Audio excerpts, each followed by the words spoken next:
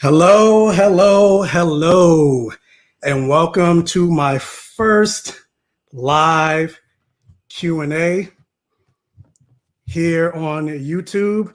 I am here celebrating 2,500 subscribers. I wish I had like an applause sound, but thank you guys so much for helping me get to 2,500 subscribers. Like I really appreciate it. And so to celebrate hitting 2,500 subs, I decided to do this live Q&A. So what I'm going to need from you guys, I am the lightsaber and you are the Jedi. Without the Jedi, the lightsaber is useless. And so same thing, without you guys in the comment section asking questions, this live stream is just going to be me staring at everybody. So I see people coming in. Congratulations. Thank you. Yay, congratulations. Thank you. So yeah, so I'm gonna need you guys to ask questions, hit me, whatever, anything you want to ask. Let's talk movies. Also, please, if this is your first time coming into the live, make sure to like and subscribe for the video. That'll also help with the algorithm, so more people will see this live, more people could join. Or if they can't come in live, they could join after and see the replay.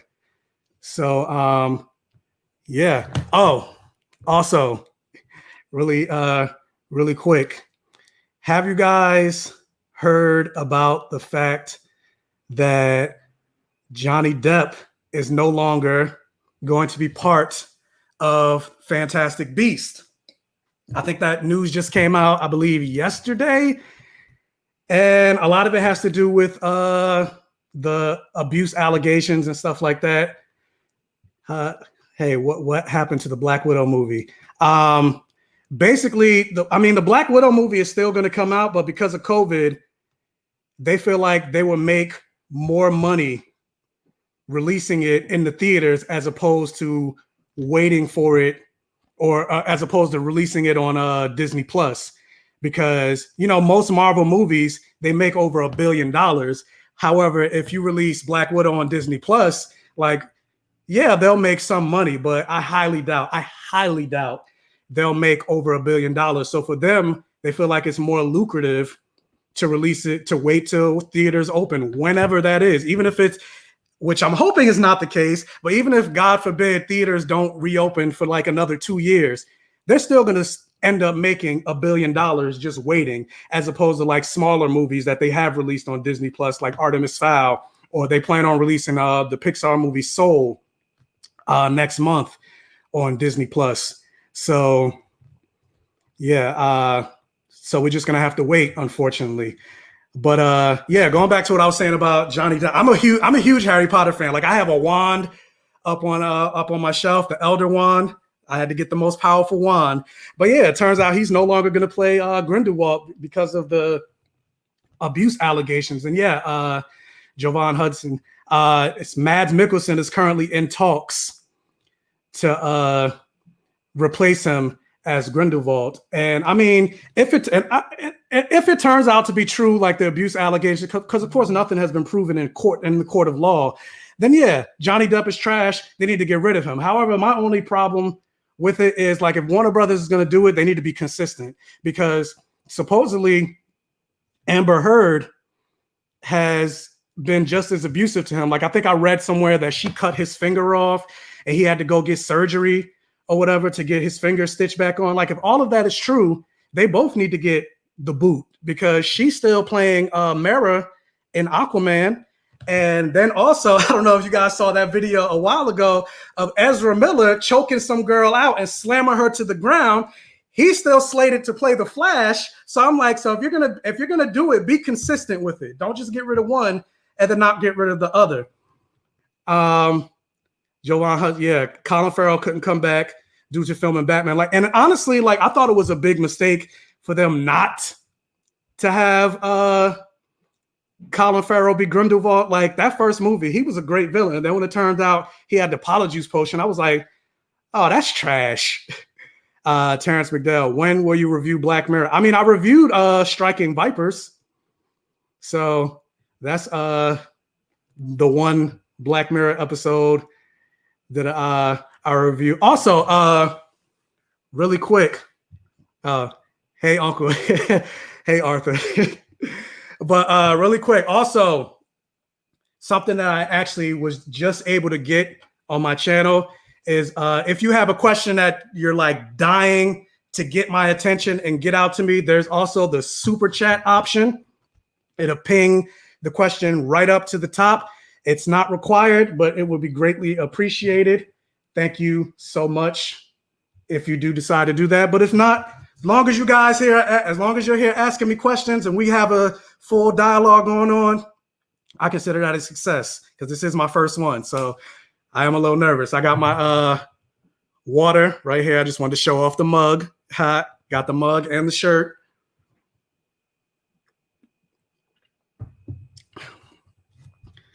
But what is it? They didn't need two problematic people in this for just him. And I mean, that's another thing. I'm like, so you got J.K. Rowling and the problems that she's going with being transphobic. And then, like I said, you got Johnny Depp, who allegedly, because I'm not trying to get sued, allegedly is beating his ex-wife or beat his ex-wife.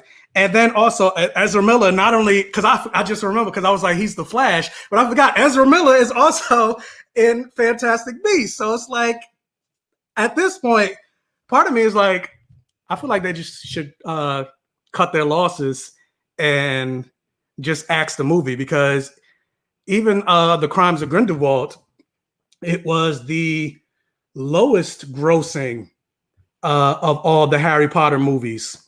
And I mean, even though I liked it, it wasn't that good. Like even the first Fantastic Beasts movie, I'm like, if you're gonna do a prequel movie, follow Dumbledore. That's the more interesting story, especially when you look at the dynamics between Dumbledore and Grindelwald. Like, they were lovers, they were best friends, and to have to go from the person that you are most in love with, the person that you consider your soulmate, is now the person that's also your greatest enemy and a person you have to potentially defeat or kill.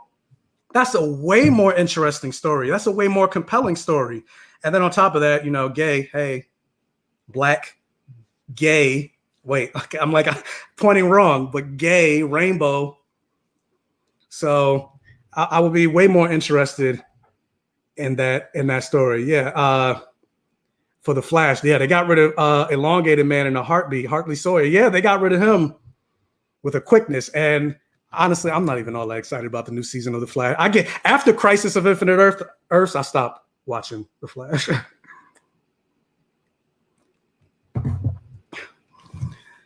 But congrats on the subs. Thank you. Couldn't have made it without you guys. Love your Lovecraft Country commentary. I appreciate that. Honestly, like, one of my biggest fears regarding my channel going forward after Lovecraft Country is Lovecraft Country more like every episode that I reviewed of Lovecraft Country like blew up on my channel. As a matter of fact, Lovecraft Country is what allowed me to get to the point that I was able to have ads on my channel, because a little BTS behind the scenes for YouTube, for those of you that don't know. But once you get started out on YouTube, obviously everybody goes from 0 to whatever. Even people that have 1 million subscribers started off as 0 at one point. But ever since, like, I believe 2015, they changed the rules on YouTube where in order to start having ads on your videos, to monetize your videos, you have to have not only 1,000 subscribers, but then those 1,000 subscribers have to have watched 4,000 hours of your videos. So you have to have at least 4,000 hours of content, and then your subscribers will have to have watched 4,000 hours of your videos. That's why a lot of people always say, like, you know, please like the video. I hope you check out the whole entire video and all this other stuff, because YouTube pays attention to watch time. Like, it doesn't, you can have 1 million subscribers, but if 1 million people or whatever, or aren't watching your entire video, maybe they're like clicking 30 seconds and then they're clicking off, then YouTube's not going to reward your channel, even if you have 1 million subs. And so while reviewing Lovecraft Country, like a whole lot of people started flocking to my channel, and like I talk a lot. So my reviews will end up being like 20, 25, 30, 35, 40. I think my longest review was almost 50 minutes. And for the most part, people will watch almost the entire thing. And so that helped. I was already at 1,000 subscribers at that point. But then like all those people could come in to watch my videos, because I would get like 2,000, 3,000, 4,000 each Lovecraft Country video. And that helped boost me to the point that I was able to get ads. So if you were watching my Lovecraft Country commentaries, thank you so much for that. But anyway, the point that I wanted to get to is, because my Lovecraft Country reviews were so popular, my biggest fear was that once that was all over, that was it. Like, that's when my views would go like a steep decline, and people wouldn't care as much about my channel. So that was my biggest fear going forward after Lovecraft Country. I was just like, dang, will my channel still be popping? But I mean, for the most part, I think people are still rocking with me. Which I thank you so much for that. Let me see what other that's why and she needs a new co-writer. I agree with that, but I mean, at the end of the day, the Harry Potter franchise is still hers. So even if she gets a co-writer, she's still going to make money off of it. Just like there's a Harry Potter open world video game that's coming out on like PlayStation. Excuse me. I believe it's coming out on PlayStation 5,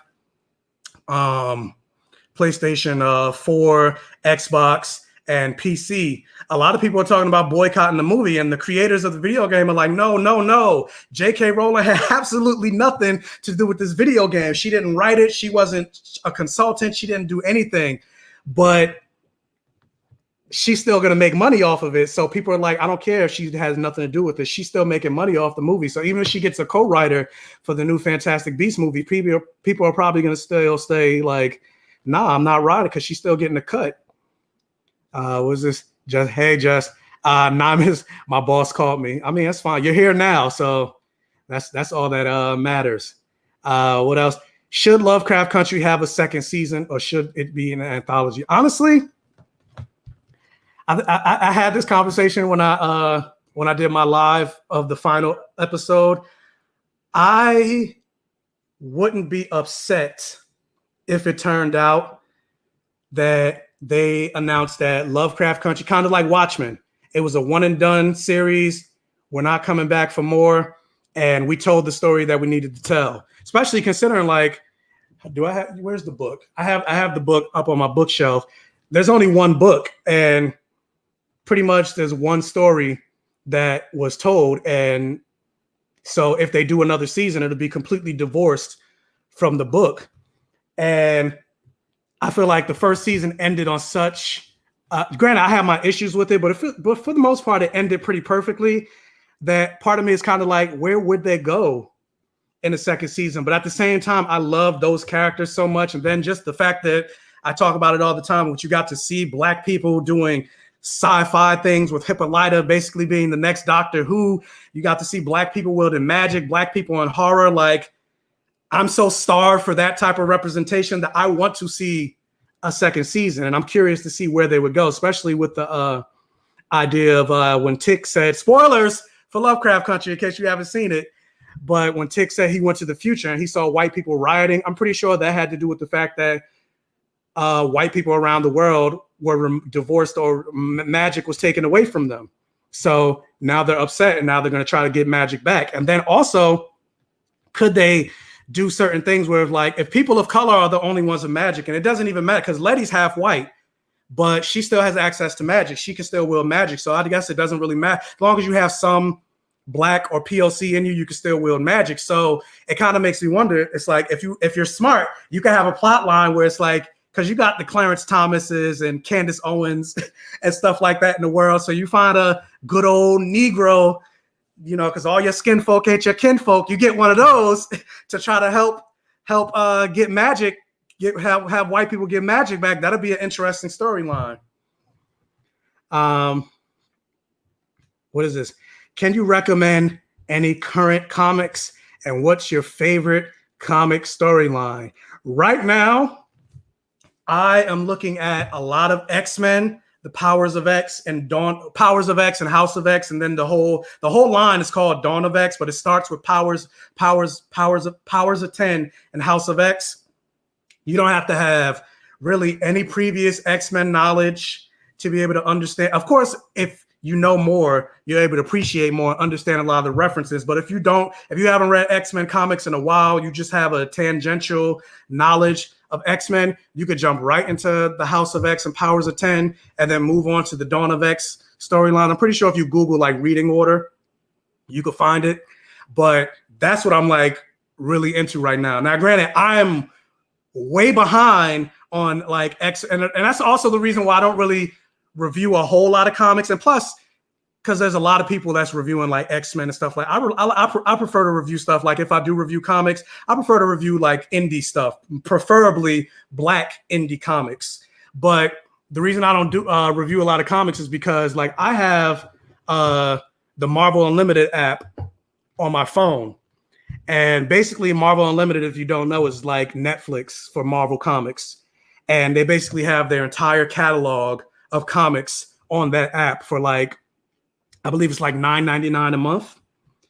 And so because of that, anything that comes, like, because comics come out every Wednesday. So today's Wednesday. And so any comics that come out today, well, originally it was a 6-month wait time. So any comics that came out today, you wouldn't be able to read until 6 months from now. But they actually just recently changed it a month ago, where now you only have to wait 3 months. But still, in order to read anything new, you have to wait 3 months. And so there's a lot of stuff that hasn't been released that's already released because comics come out every week. So there's a lot of comics and stuff like that that are out that I haven't been able to read yet because I have to wait for it to hit the Marvel Unlimited app.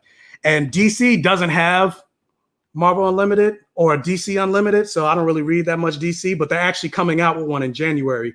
So I may end up getting the DC app. But yeah, definitely read House of X and Powers of 10. I would also recommend Bitter Root by Chuck Brown and David Walker. They actually, Ryan Coogler actually announced that he picked it up to option it to make it into a movie franchise.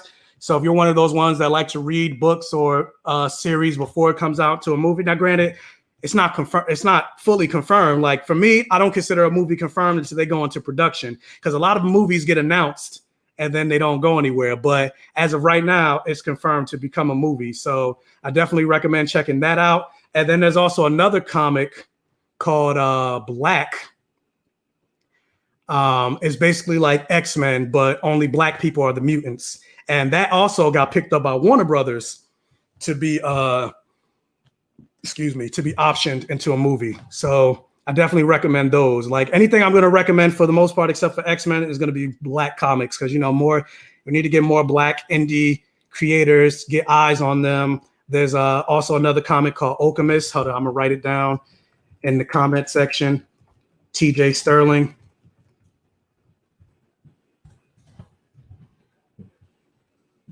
So yeah, I'm definitely going to recommend a lot of Black comics because I'm rooting for everybody Black. So yeah, those are things I would recommend. But Jessica, what made you want to start your channel? Honestly, let me just leave it up while I'm talking. What made me want to start my YouTube channel? So about 2 years ago, a friend of mine invited me to be on his podcast as a guest called The Blurred Vision, like Black Nerd, BLERD Vision, because his main co-hosts were away on vacation. They went to like London. And so, but he wanted to still record a show. And so he was like, hey, do you want to be a guest on my episode for just like one episode? And so I said, sure. And then that ended up snowballing into me being a permanent co-host because, sometimes working with other people, schedules clash and all that other stuff. So his co-hosts and his friends weren't able to commit to record because he used to record like one episode like once a month. but then he wanted to start building it up and doing an episode once every week, and they couldn't commit to that. And I was able to commit to that because I had the time. I had way more free time because I was a flight attendant, and so I would be off for a certain amount of days, and so I was able to commit to recording once a week. So I became a main co-host, and while being a co-host on this podcast, like I discovered a new love, like something I never thought I would be interested in doing, like talking about the stuff that I love to an actual audience and just getting the reaction. Like I would look forward to recording every week. And then eventually, like there would be stuff that I wanted to talk about that we didn't really talk about on the show because maybe he wasn't interested in stuff like that. So eventually, a year ago, I believe it was like February 27th of last year, I decided to start my own channel. Because also part of it is because, like, yes, there's a lot of Black blurs and stuff like that reviewing nerds, movies, and comics and stuff like that on YouTube. There's a lot of people talking about movies and video games and stuff like that on YouTube. But the Black ones are mostly straight, and then everybody else are just white. So I'm like, well, representation matters. I talk about it all the time. So I'm like, and that's also why I named myself BlackGayComicGeek, because it's like, hey, I want you to know straight off the bat what I am, what the stuff I like and who I am, and I want it all in just sploosh all in your face, bukkake. So yeah, that's why I decided to start my channel, and so far so good. And we're moving on now. Actually, I probably shouldn't do that because then I might get copyright flagged. Why do you love comics? Hey Christian.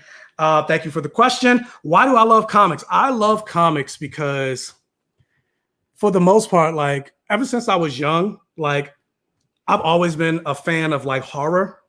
Like a lot of people like watching horror a lot of people don't like watching horror because it scares them.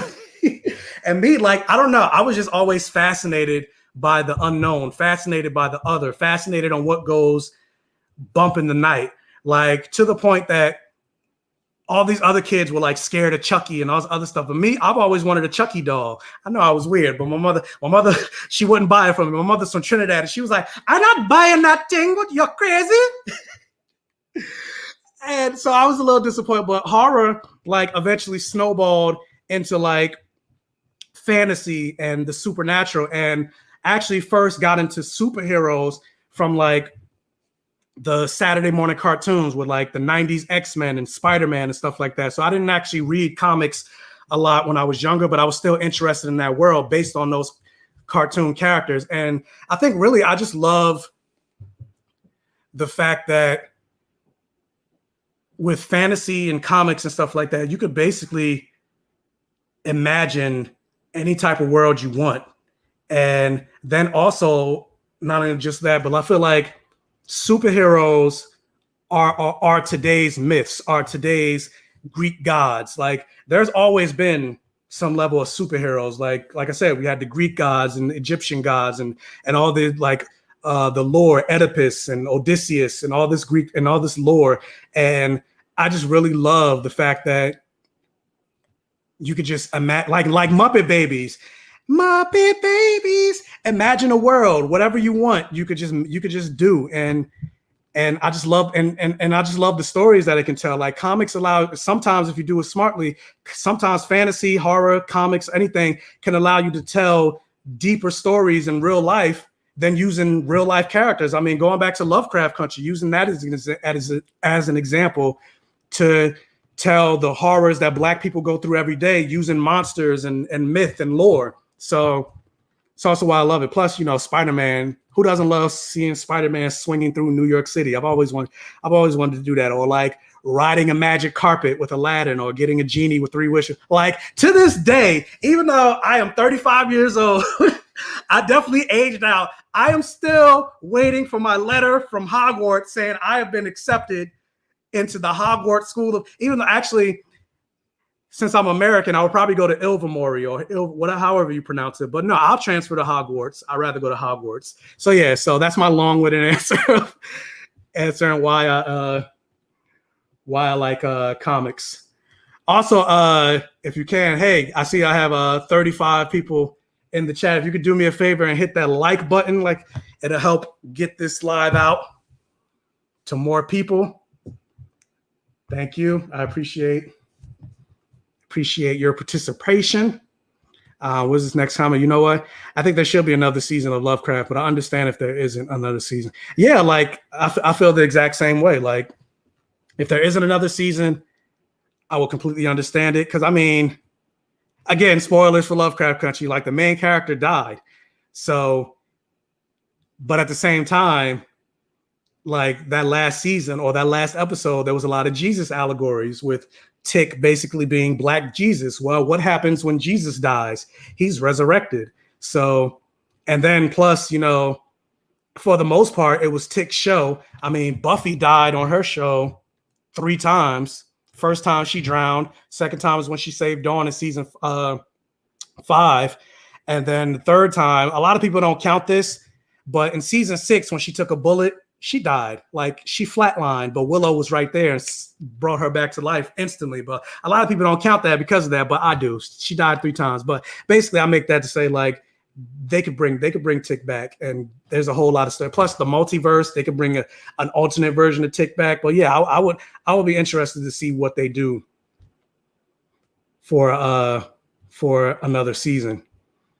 Hold on, I lost the next comment. Chat is like going by. I appreciate. What does it say? Maybe in the second season we'll be back and forth. I mean, that would be cool. That would definitely be cool to see like alternate universe. Like, and I'm a fan of like a multiverse because always, again, being a huge fantasy fan and comic book fan and stuff like that, I usually think to myself, I'm like, I wonder what the other Michael is doing on like Earth 2. Like, I feel like on Earth 2, the other me is like rich. I'm like, can I go to that Earth and like, you don't even got to give me all of like, just give me like 20% or whatever, because we're both the same person, right? Just give me 20%. That's all I need. But yeah, definitely all your skin folk ain't your kinfolk. It's definitely true. I mean, just look at all the 20%. Now, you know what? I'm not gonna go into politics.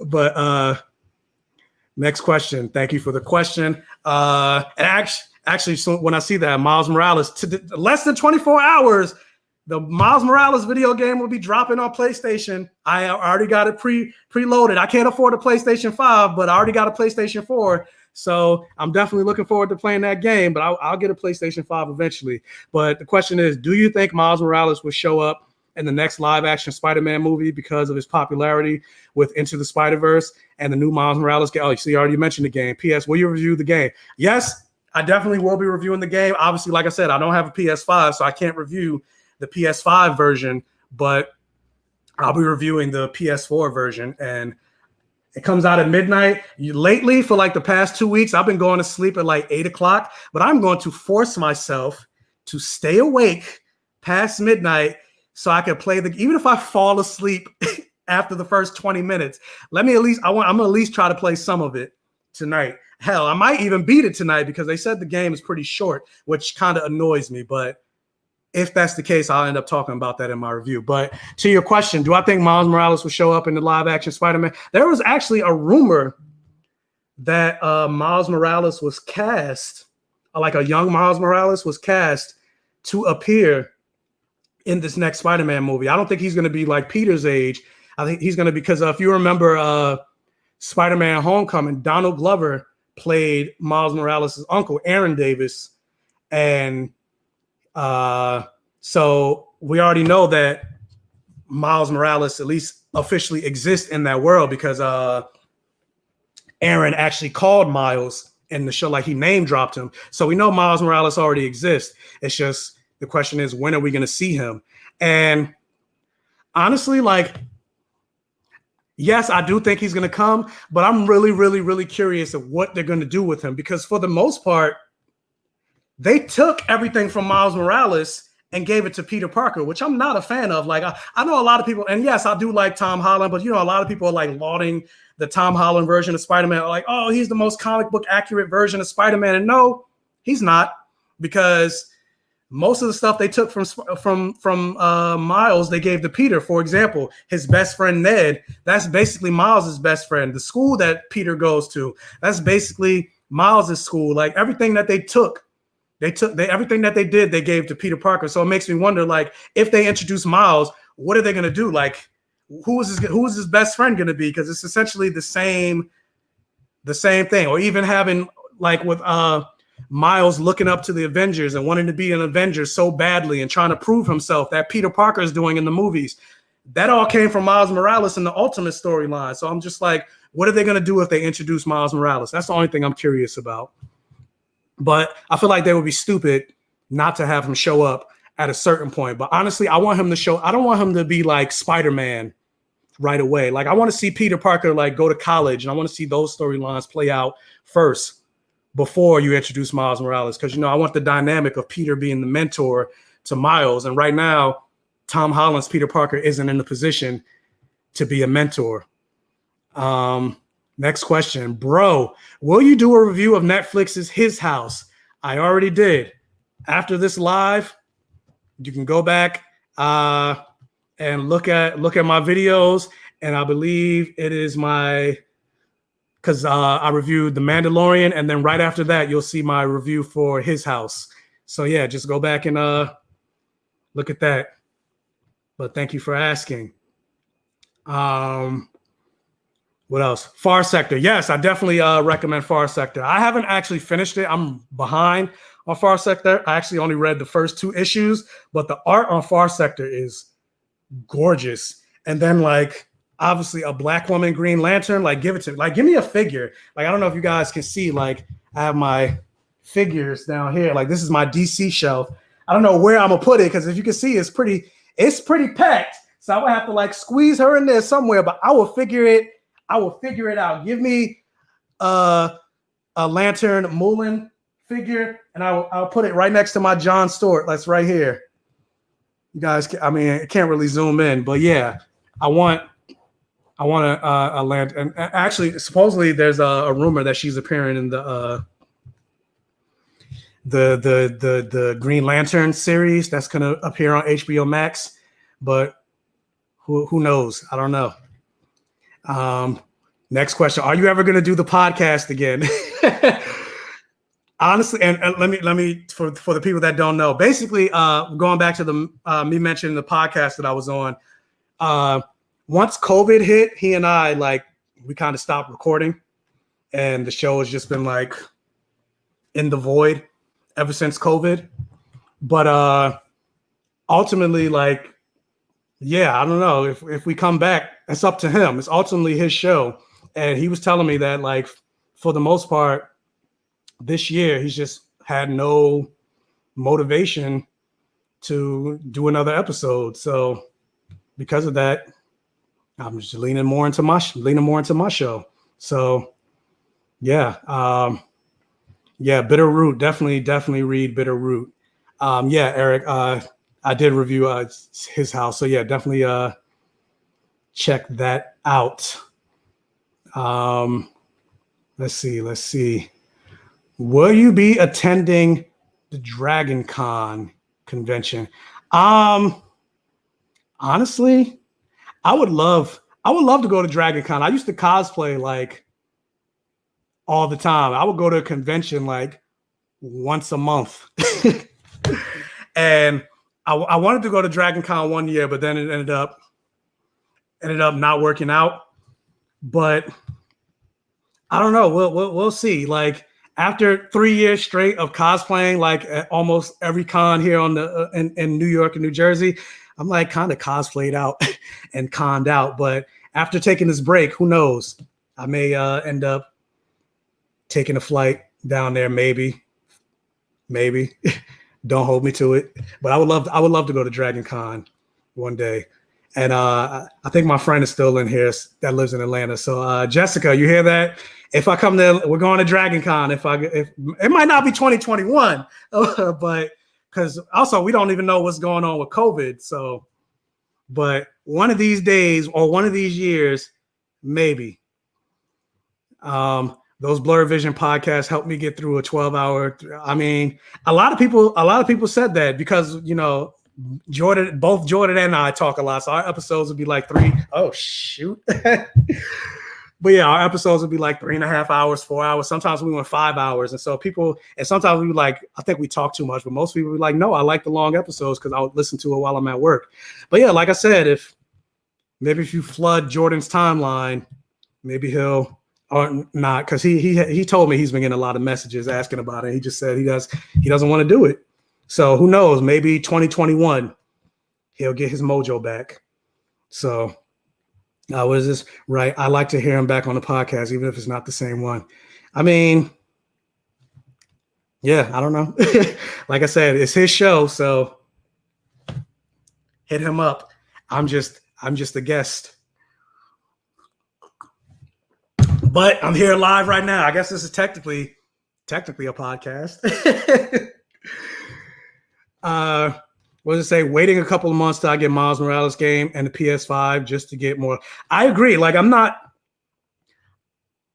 have no intent. Like I don't want to get a PlayStation 5 right now, even though I could if I wanted to, but mostly because, like, if you think about any console, any piece of technology that comes out, whether it's an iPhone, a Samsung, the Xbox, the PlayStation 1, 2, 3, 4, the first batches always have some type of glitches. Like I was just reading something right before I went live that a couple of YouTubers, their PlayStations have died on them, allegedly. Again, I'm not trying to get sued, but they're saying, oh, it's just an isolated incident. It's not a mass thing. But the fact that it still happened, like, or even like, I remember like, this, what was it? I think it was the Samsung Galaxy or whatever, when the phones would like catch on fire, or the first Xbox systems, they would have like the red ring of death. Basically, like if you saw like the red circle, that meant your device was dead. And that happened with like the first batches. So I'm like, yeah, work out the kinks and all that stuff.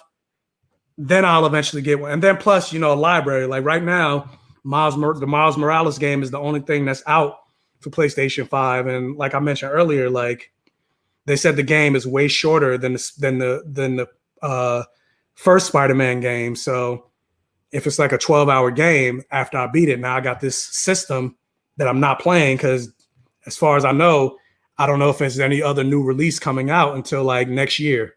So I'm good. I'll wait till at least maybe 3 or 4 games come out on PlayStation, and they also work out some of these kinks. And plus, I also don't have I plan on having a TV right here eventually, and it's going to be a 4K TV. I also feel like if I don't have a 4K TV, it's no point in having a PlayStation 5. So because it plays in 4K, so that's another thing. No Chucky for you. That sounds like my mama when she. Oh no, you wanted a Ouija board. Now that's crazy. I don't want no Ouija board. Nah, I'm gonna have to burn. Just hearing that, I need to like have some sage to put on this chat, because we're not doing any Ouija boards here. Oh wait, I got my first $2 super sticker from Sadia Hasib. Thank you so much for the $2 super sticker. I really appreciate it. Yeah, it's my first one. So what else? What they say? I'm very glad he talks about representing the importance of, and hearing him talk about helped me understand the importance of it. I'm assuming he means me.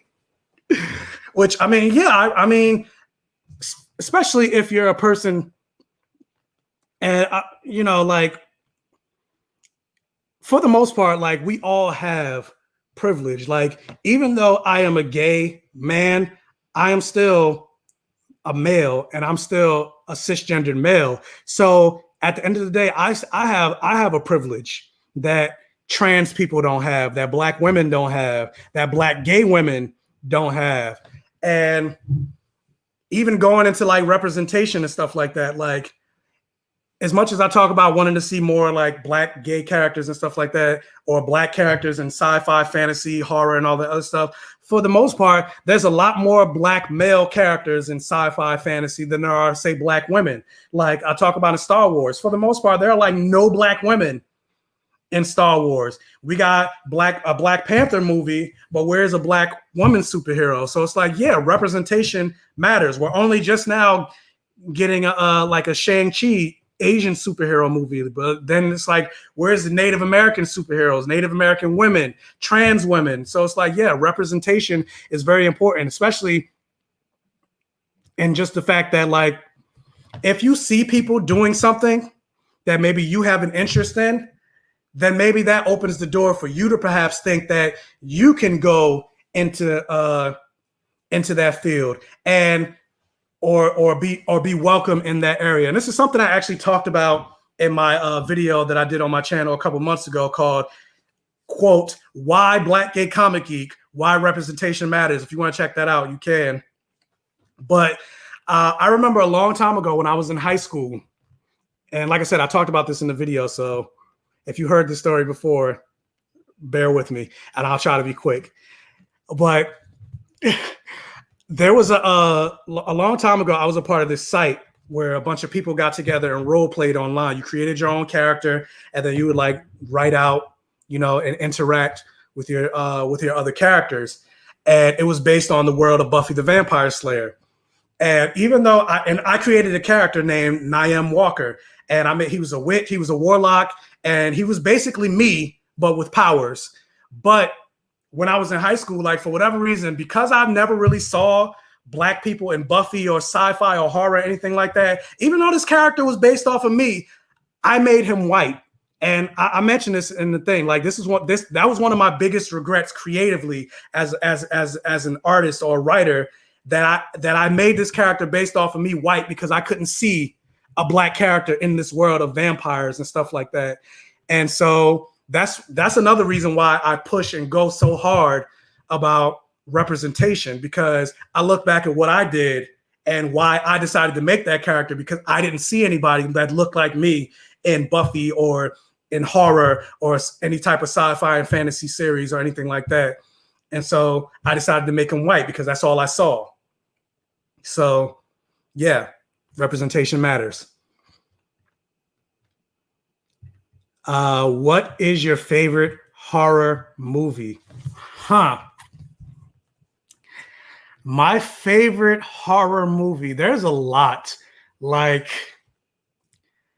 I really like Nightmare on Elm Street 3, The Dream Warriors, Nightmare on Elm Street 4, The Dream Master, and then even Nightmare on Elm Street 5, which a lot of people don't like that much, but The Dream Child. I could watch those over. As a matter of fact, I just recently bought them off of Amazon, and I was about to watch them.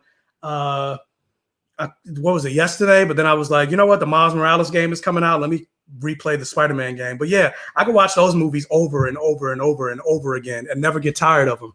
And then I also really like, there's this movie that I actually reviewed on my channel, the top 8 horror movies on Netflix.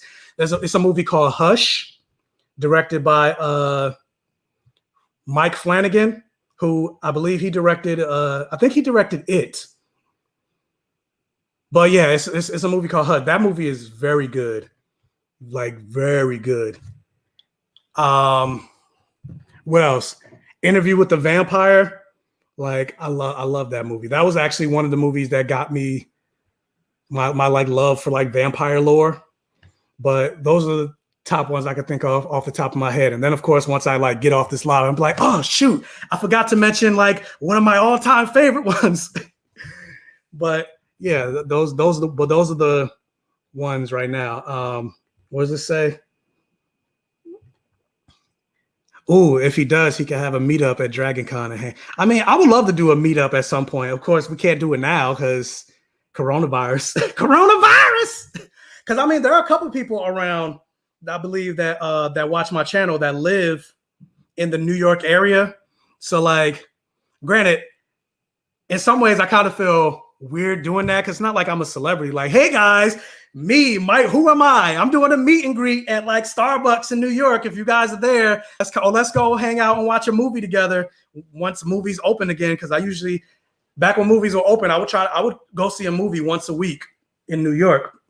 Back when I still had a job before I got laid off because of coronavirus. But that's another topic. But yeah, I would go to the movies once a week, and I had AMC A-list. And so I would feel kind of weird, be like, hey guys, want to meet up and go to the movies together? Especially, sometimes you're young, you can't trust people because I've had a stalker before, but we're not going to talk about that. This reminded me, or make you scream. Soon when you said Screamish, also Scream. I love the first Scream movie. What's your favorite scary movie, Sydney? I love Scream. And supposedly they're making another Scream movie, and I'm just like, why? I mean, I hope it's good. I hope it's good. But I'm just like, Scream 5 wasn't that. I mean, it was okay. It was better than Scream 4. Or wait, no, Scream 5 is the one they're coming out with. Scream 4 wasn't that good. I mean, it was better. I think Scream 4 was better than Scream 3. I think if I'm remembering them correctly, but I'm just like, after a certain point, I was just like, it's no point. It's no point. But yeah, any advice for someone who has never been into comics but wants to? Honestly, because I feel like there are comics in a lot of different genres that talk about a lot of different topics. So I feel like the first question that you have to ask yourself is figuring out, what are you into? Like, if you're not into superheroes, then yeah, maybe you're not going to read Spider-Man or Doctor Strange or Superman or anything like that. But say maybe you like horror. There are a bunch of horror comics like The Witches by Scott Snyder, or Frack. I'm drawing a blank, but there are anyway. You can Google. There are a bunch of horror. There are a bunch of horror, and actually, I think Witches is going to be made into a series. But so yeah. So first, you have to ask yourself, what are you into, and then you could basically find whatever comic that you want based on what you're into, and so I think that's really the thing that I could really recommend. Like, and then also, like I said, if you like a lot of like Black fantasy, because that's also something I've been doing a lot lately. Like, I haven't been watching a lot of shows a lot lately because ever since Lovecraft Country, I've been getting a lot of like Black comics and Black like regular novels and stuff like that I just plan on like devouring through, because like now I'm like starved for Black people in sci-fi fantasy. And for the most part, I've always loved sci-fi fantasy and stuff like that. But most of the stuff that I've read, like if you look at my bookshelf, most of the stuff that I've read has been populated with white people. And yes, I've enjoyed those stories, but it's like, okay, I was looking at my shelf. I was like, I don't really have any Black fantasy on my shelf. So that's really what I've been doing lately. Just like buying a bunch of black indie Black comics and Black fantasy books and getting into it. Like right now I'm listening to Octavia Butler's Kindred on Audible.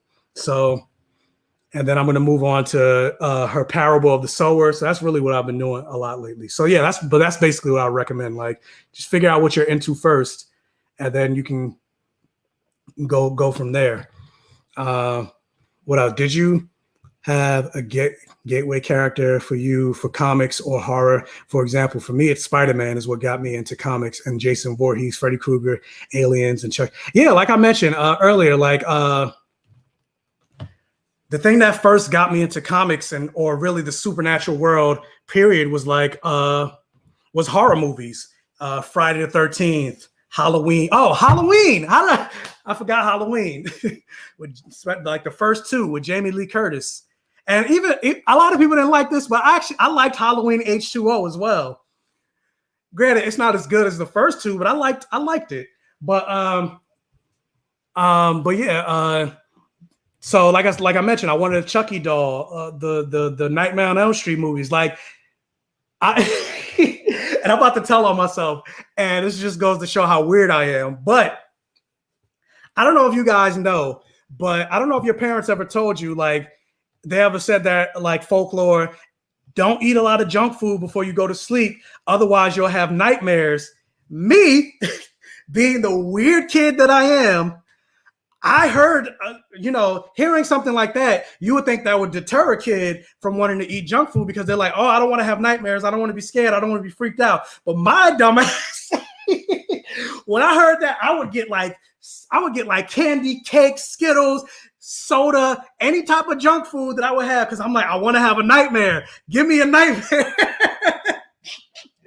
And unfortunately, I guess because I wanted one, I never had one.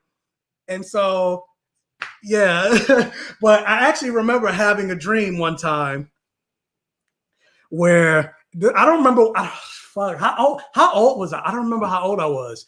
I was super young. I was definitely in the either single digits or I like just hit like 10 or 11 or anything like that. But maybe I was like 8. But I had a dream that in the dream I was sleeping in bed and Jason Voorhees would come into my room and see if I was sleeping. I can't believe I still remember this. He would see if I was sleeping, and if I was sleeping, he would leave the room. And it was kind of like a Groundhog's Day loop in the dream. So it would happen like every time. So he left the room and then like it would reset and he would come back in to see if I was sleeping. And if he sees, like if I open my eye, he sees I'm awake. Or if I say something to him, he would come over to me with his knife and he would say, money, money, money, and stab me. And in the dream, like it kept looping. So there would be sometimes I would pretend to be sleeping, he would leave. And then there was sometimes I'd be like, you can't get me, Jason. and then I woke up and I was like, I wonder if I could have that dream again. Like I was excited that I had that. Like I wasn't scared, but that was like one of my earliest like nightmares that I ever remember having. And I was like, how can I get another one of those? I'm weird. But yeah, but that's basically what started getting me into the Supernatural franchise overall, like, because that's, Nightmare on Elm Street, Friday the 13th, like, I knew it wasn't real. So I was able to divorce myself and suspend my disbelief to the fact, or Poltergeist. I really like the Poltergeist movies, but like, I was able to, Carol Ann, step into the light, Carol Ann. But yeah, so I knew, because of that, like that ended up getting me into like Spider-Man. Because like I mentioned, then after eventually that the Saturday morning cartoons where Fox would come on with the Spider-Man animated series and then the X-Men animated series, and then like Iron Man and the Fantastic Four and the Hulk and all that other stuff. And then it just snowballed from there. And then I just was so interested in these characters that I just kept.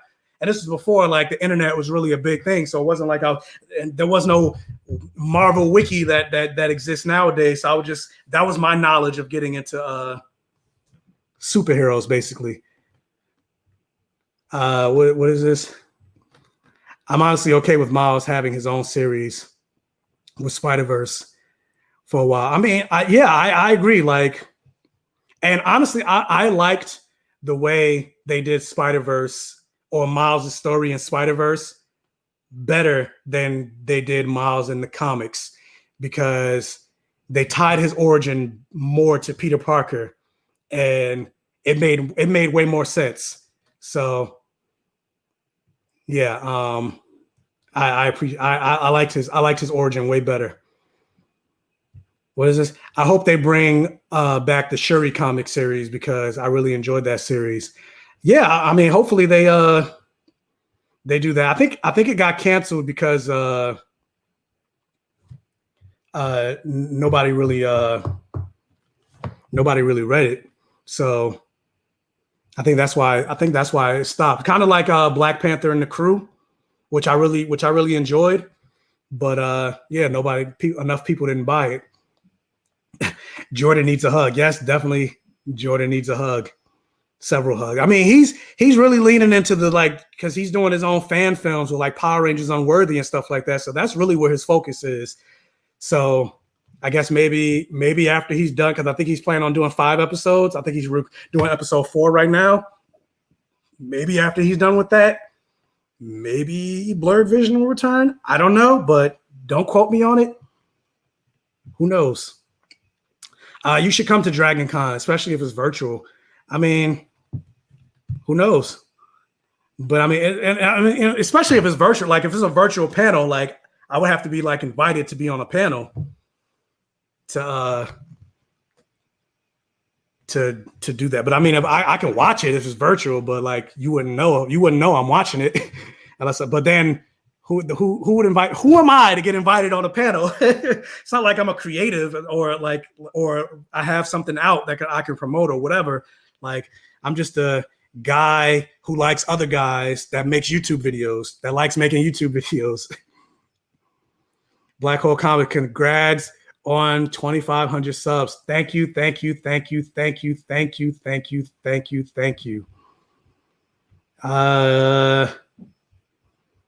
Wait a minute. I see I got my first $10 super chat. Yay! I need a sound effect. I'm wondering, super chat is from Jessica D. Thank you for the super chat. Thank you for the $10 super chat. I'm wondering when Sailor Moon Crystal is coming back, because it's been like 3 or 4 years right now. I know, right? Like Sailor Moon Crystal, I really enjoyed the Sailor Moon Crystal. Also, for those of you that don't know, I'm a big anime fan. I love anime. So that's also something But I try not to talk about anime so much on this channel because the last 2 times I reviewed an anime, nobody watched it. So I guess people aren't really interested in anime. But I love Sailor Moon Crystal, and I appreciated Sailor Moon Crystal more than the original 90s Sailor Moon. Like it made them way more badass and way more powerful, and it was way more in line with the manga. And also it made Usagi, who's Sailor Moon, it made her way less whiny. And I appreciated that. But yeah, like I'm wondering I remember they said that a couple years ago that they weren't going to do another season, but what they were going to do is instead of doing seasons, they were going to do each arc as a movie. But then crickets, it went nowhere. Like they didn't really do anything about it. And so I don't know. I don't know if it's just canceled or I don't know what's going on, but hopefully Sailor Moon Crystal comes back. But what I'm really looking forward to is season, 5 of My Hero Academia, and then season 2 of The Promised Neverland. That's what I'm looking forward to. Like, I can't wait to see that. So, yeah. Oh, wait, a $20 super chat from Lamont Valentine. Thank you so much for the super chat. Are you hyped that Hickman has started a new wave of actually decent writing? I mean, don't do Hickman like that. Jonathan Hickman is almost like God tier in terms of like Marvel Comics. Like Hickman's run on his run on Secret Wars. I loved Secret Wars, the Hickman's Secret Wars in the comics. And I was very disappointed that because it was a perfect layup for Marvel to completely reboot their universe and also get more newer people in the comic because, they don't have to follow past continuity and stuff like that. But the only problem is they didn't reboot the universe. And then it kind of made Secret Wars irrelevant. But Secret Wars was a great storyline all the way, like his Avengers, his going back to his Fantastic Four. Like anytime Hickman writes something, it's always great. And I'm loving the direction his X-Men has been going, because X-Men has been pretty lackluster for the last couple of years. And also part of that is the fact that Marvel has been kind of trying to bury the X-Men franchise because X-Men was owned. The X-Men movie rights were owned by Fox. And so Marvel and Disney couldn't make any X-Men movies. And so because of that, they tried to bury the X-Men franchise and push Inhumans to the forefront. But nobody gives a fuck about the Inhumans. To the point, like even the movie that they came out with flopped, and it flopped hard. So Yeah, nobody cares about the Inhumans. And then even to the point that because they didn't have the rights to X-Men, they got rid of decades of lore of the Scarlet Witch and I know people that don't pay attention to comics, they're like, what is this conversation? But decades of lore of Quicksilver and Scarlet Witch being the son and daughter, the children of Magneto. But then because Quicksilver and Scarlet Witch are in the MCU, but Magneto can't be in the MCU, they basically, but I'm still like, they have nothing to do with each other. They retcon their origin, and retcon basically means to retroactively change the continuity. And so they basically went in and changed their continuity. It was just like, 30, 40 plus years of lore where Quicksilver and Scarlet Witch are Magneto's children. Yeah, it turns out that's not true. They're not really his children. And I hated that. But I'm hoping now that Marvel has the rights back to the X-Men, that they re-retcon back Scarlet Witch and Magneto being the children of, Scarlet Witch and Quicksilver being the children of Magneto. And WandaVision is coming out. WandaVision is actually my most anticipated MCU property that's coming out as part of Phase 5. Rumor has it that it's supposed to come out next month. Fingers crossed, because Falcon and Winter Soldier was supposed to come out in August of this month, but coronavirus. So I'm hoping WandaVision comes out next month. And I also want to see Wiccan and Hulkling and Speed. So what is this? What is the next series you plan on reviewing? The reason I laugh is because it's a series that I actually planned on reviewing a while ago, but for whatever reason, I ended up. It's taking me a while to do it because it takes me a while to actually just sit down and read. I'll sit down and read something, then I'll get distracted and be like, "Ooh, something else shiny." But the comic series that I mentioned, Black. That's what I plan on reviewing because I mentioned before. It's Warner Brothers picked it up to make it into a movie. I just realized my light blew out. oh, that sucks. I'm gonna have to replace that.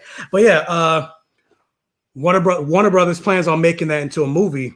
And like I said, the basic synopsis of it is X-Men, but Black people are the mutants. Like suddenly around the world, Black people wake up with these supernatural mutant powers, and everybody, just like a mutant, everybody has a different power. But like I said, it's only Black people that has this power. So that's essentially what the comic is dealing with.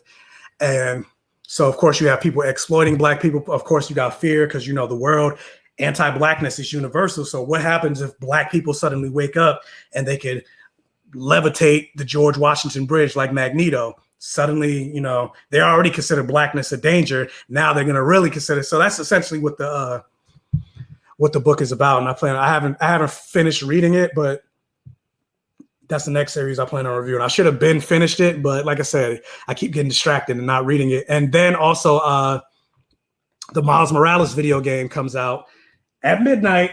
I definitely plan on playing that and reviewing that. And other than that, I don't really have anything else lined up because, there's not really a whole lot coming out because, a lot of productions have halted and stuff like that. But hopefully, like I said, WandaVision. Actually, boom. I just realized on Friday, I believe. What day is the 13th? Is it Friday? Yeah, Friday the 13th. No, that's Halloween.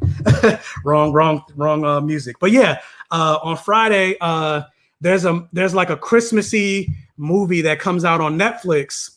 I can't remember the name of it. Starring Felicia Rashad and stuff like that. It's basically like what's the thing? What the hell is the thing I'm thinking of? With the three ghosts for Christmas, the Ghost of Christmas Past. It's basically, I think it's kind of like that, but it's starring all Black people. Definitely plan on checking that out. And if it's good, I'll review. Well, even if it's bad, I'll still review it. But I'll feel bad, be like, oh, it's a Black movie, but it kind of sucked. But then again, I did that for Spell and for bad hair with my bad wig. What else? I see I have another super chat for Thelma Hardy. Thank you for the $14.99 super chat. And it says, found you through Lovecraft. Watch other videos since love your reviews. Thank you so much. I appreciate the love and support from everybody. Whether you found me from Lovecraft Country, whether you found me from talking about The Mandalorian, whether you found me from talking about whatever, however you found me, I'm glad you're here. I'm glad you're rocking with me. If you continue to watch more videos, thank you. If you decide you are only interested in that one video and dipped off, thank you still. So, but yeah, I appreciate all of you guys. Like, I was, and funny enough, like I see I've been going for like an hour. I was actually nervous doing this live at first because I was like, you know, because especially with a live like this is like I mentioned earlier in the video, like I am the lightsaber, you guys are the Jedi. If there weren't people here coming to this live asking questions, it'd have been a huge like flop. So I was like, dang, what if I hit the live button and like one or two people show up? So I appreciate that you guys are here and asking questions. I really, really, really appreciate it because it makes my heart, makes my big gay rainbow heart proud. I can't believe my light blew out. I don't know what. Oh, thunderstorm. Yeah, great. But what else? I appreciated your review on the new 007 agent. Representation to save the world is important. I mean, we have the first female vice president of color. Yes, Kamala Harris, first female vice president, first Black female vice president, first Indian vice president, first Asian vice president. So she's covering all the bases. But yeah, so a Black female 007 agent is needed. It definitely is. And let me tell you guys, I'm actually glad you brought this up, Jessica. Thank you for the comment. I appreciate you being here. But let me tell you guys how trash people are.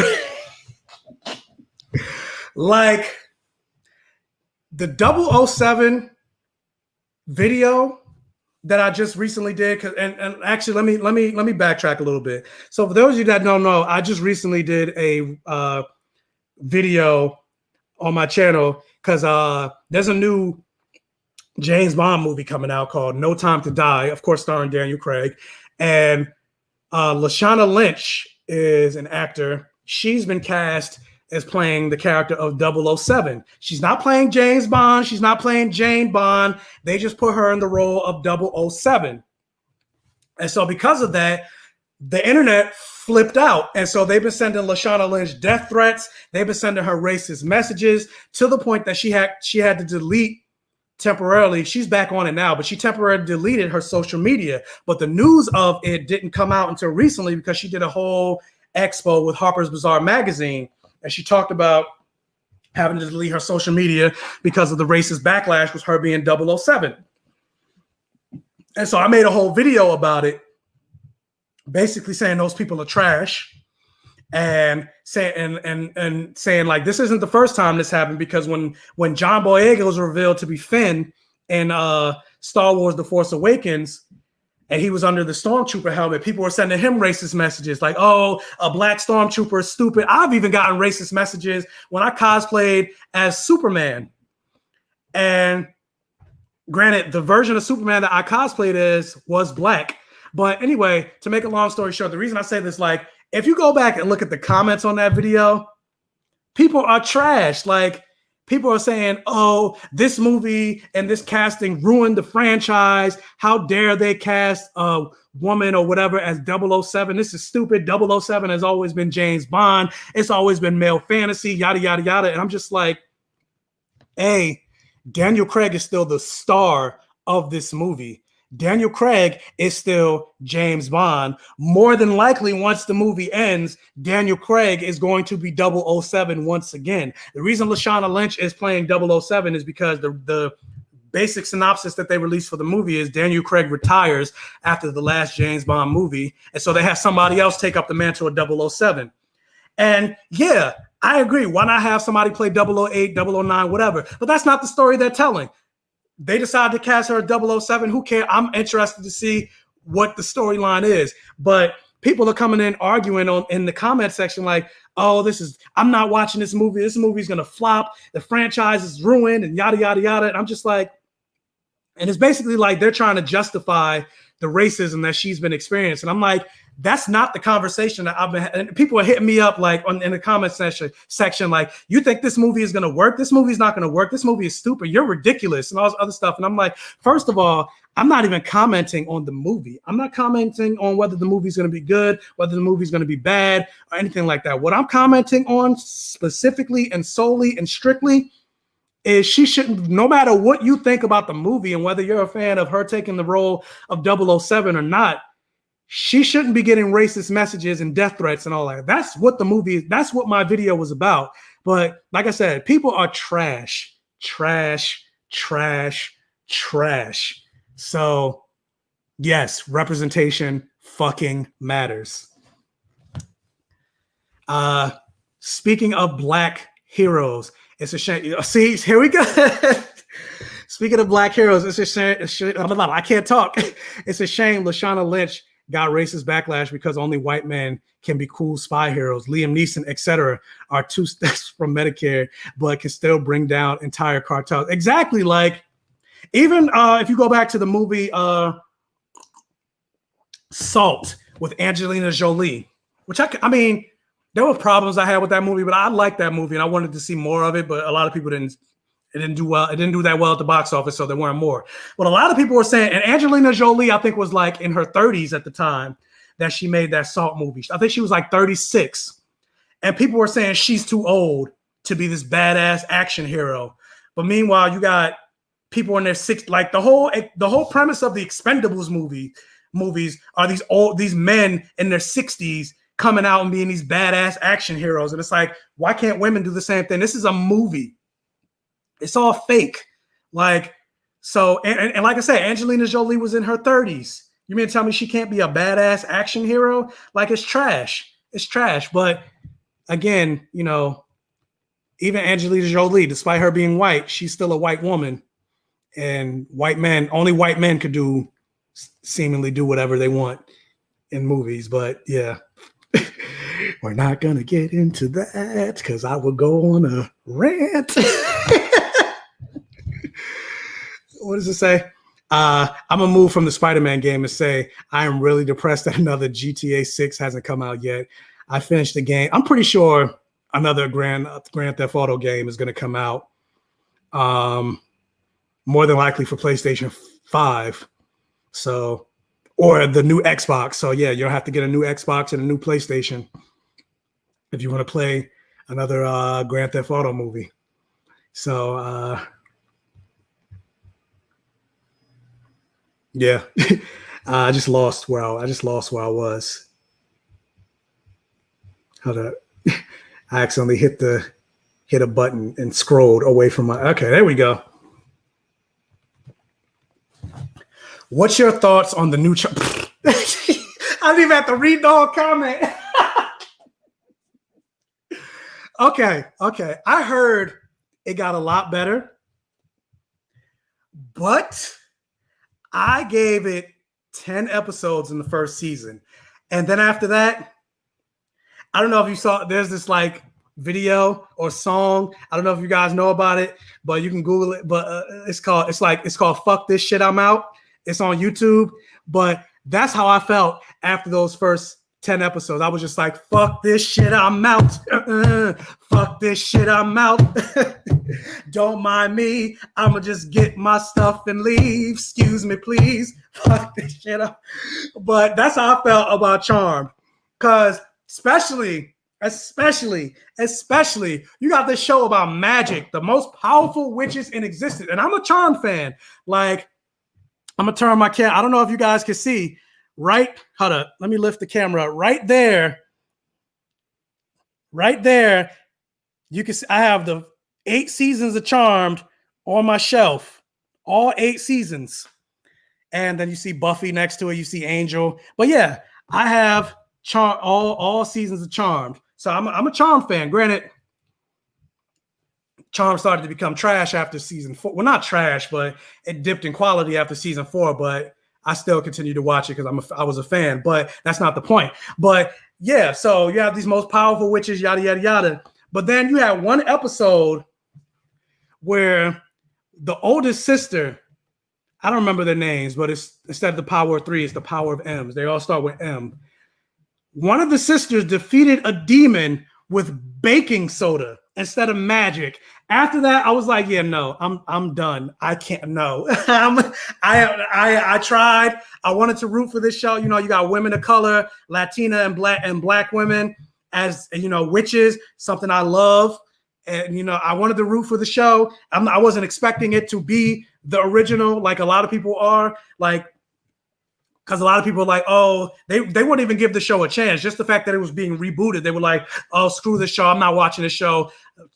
It's never gonna replace the original charm. I don't think it was supposed to replace the original charm. But yeah, after I saw that, I was like, yeah, I'm done. And then also the sister that plays she's basically the Piper sister, and she's the lesbian sister. I don't really like her acting that much. So yeah, I gave it 10 episodes. After that, I was done. But I've heard people say it gets better, but yeah, I'm not. I can't. What is it? This combo is reminding me of the Barbie issue back in the day. My mom would drag me from store to store until we finally found a black one. She did not play. I mean, especially back in the day, it was very hard to find black Barbies. And that's also why, because I have they released a Princess Shuri Barbie doll, and I made sure to support, like, obviously I prefer action figures. Like, you see let me get rid of this chat room. Like, you see my figure collection down here. I probably spend way too much money on Marvel Legends. But I love my figures, but I wanted to support, you know, the black Barbie figure because, you know, little black girls seeing Barbie dolls and stuff like that. I wanted to, you know, support. So yeah. What is this?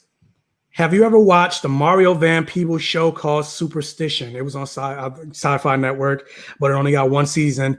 It was about a black family who were war. I actually only just recently heard. It's funny you mentioned that. I just recently heard about this show like 3 months ago. I saw somebody post a poster of it, and I thought it was like a new show coming out. I was like, "Ooh, what is this?" And yeah, they said it only got 1 season. It got canceled. And I'm the type of person, I mentioned this before, I'm the type of person, like, if a show is canceled in the middle of its run, it makes me not want to watch it. Because especially if I end up getting into it, like there's another show that I heard got good reviews on the DC Universe app called Swamp Thing. A lot of people liked it, but it got canceled after the first season. And even if the first season is good, I don't want to watch it because what if I'm gonna get into it and invested in it, knowing I'm not going to get another season. The same thing happened with Smash. A lot of people were talking about the show. I think it was on NBC, Smash. They basically called it the adult version of Glee. I went and bought the first season on Blu-ray, getting ready to catch up to watch the second season. And then I heard the second season got canceled, and that Blu-ray has been sitting on my shelf ever since. I never watched it because I'm just like, what's the point? It's canceled. I'm not going to get a new season. So, you know, screw it. I love the new Charm. I am glad you do, because I don't. But I mean, everything doesn't hit everything doesn't hit everybody the same way. That's the thing I love about entertainment and love talking about movies or video games or comic books, because we all have different opinions.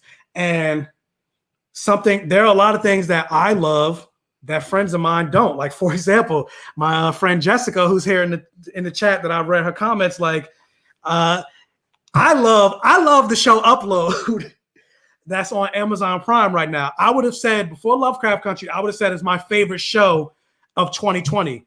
I was about to say 2018 for some reason. I don't know where my mind is, but I would have said that was my favorite show of 2020, Upload. You could catch it on Amazon Prime. I did review the first season. You can go back and look at that.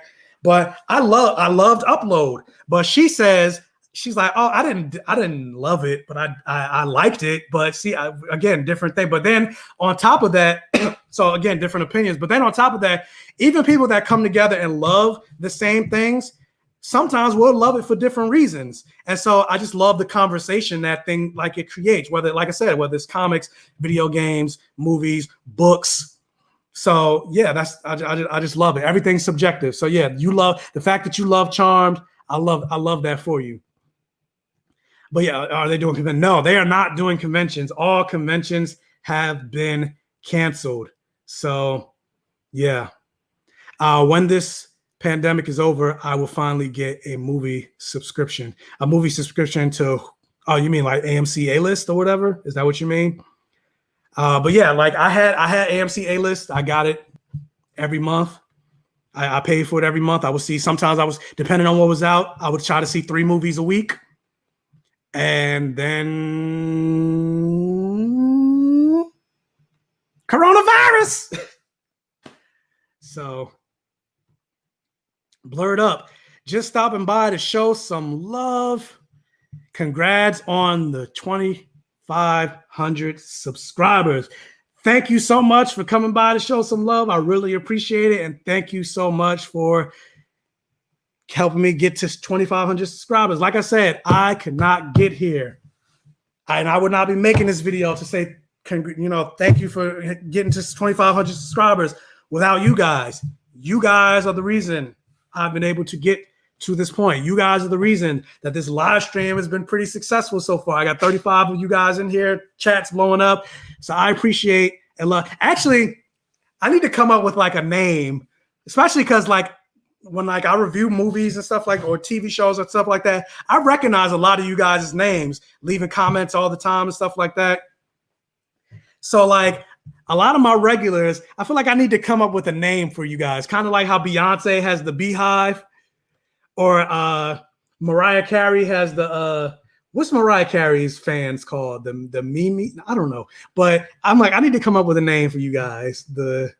I don't know. give me some suggestions. I call my apartment my safe Gaven. So it was between Safe Gaven or Fortress of Gayitude. But yeah, I appreciate, I really appreciate you guys. What's your favorite on-screen depiction of magic? My favorite on-screen depiction of magic is both Doctor Strange. Well, no, I prefer Doctor Strange in the comics more than on screen. But on screen, I would say Willow from Buffy the Vampire Slayer, especially when she goes dark. That I did again, plug. If you guys are Buffy the Vampire Slayer fans, I did my top 10 favorite episodes of Buffy the Vampire Slayer on my channel. And spoiler alert for my #1 favorite episode, but it's actually the episode where she first goes evil, villains. And yeah, I love the way magic was depicted on that show. So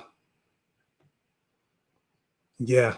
What I've never been into comics, but I'll listen to dialogue about it. My husband is, and I ask him questions to better understand some of the movies. I mean, yeah, like I said, there are a lot of people that like comic book movies, but then they don't necessarily pick up comics or will watch Harry Potter or whatever, but have no interest in reading the books or whatever. So, I mean, depends on what you're into, and there's no shame in the game. So, yeah. What is this? BlackGayComicGeek. Definitely check out The Ballad of Black Tom. Actually, funny you mentioned. Hold on, let me grab.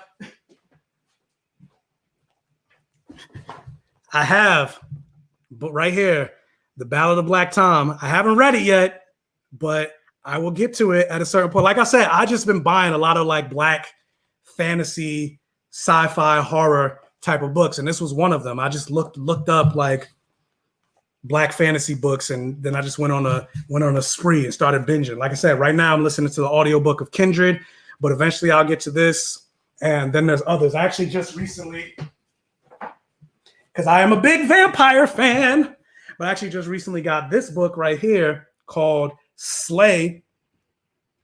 And it's a bunch of different, it's an anthology written by a bunch of different authors.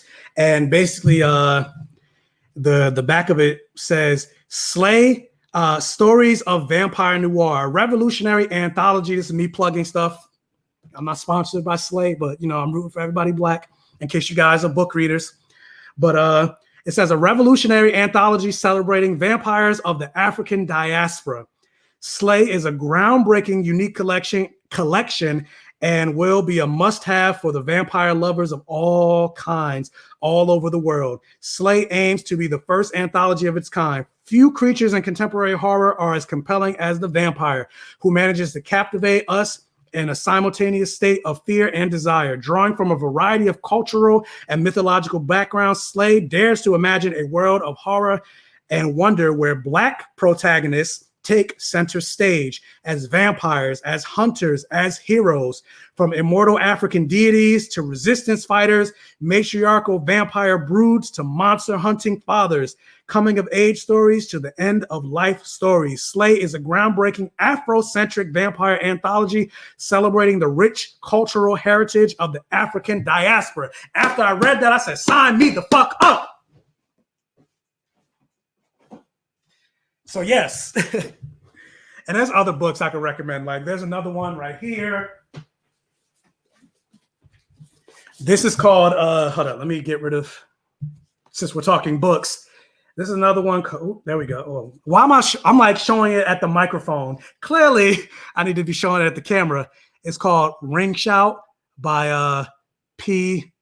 Deji Clark. And basically it's kind of like Bitterroot in the sense that it's basically about Black people fighting the KKK, but the KKK are demons, which, I mean, they are. You don't even need to put a supernatural spin on that.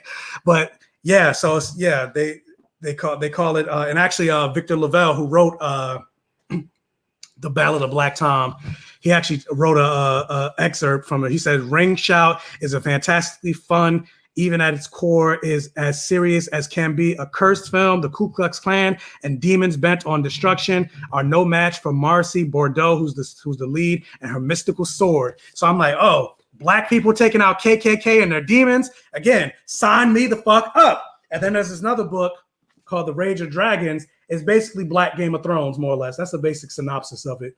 So, and actually the book 2 just came out, I believe yesterday. No, what's today? Today's 13th. Came out on the 10th. So definitely, I already pre-ordered it. Should be coming in the mail soon. I think I got the notification that it shipped, but I heard a lot of good things about this. So this is another one I'm going to be devouring. But those are just some examples of Black books that I've gotten, and then, you know, there's others, but I'm not going to give my entire, because then that'll just take forever.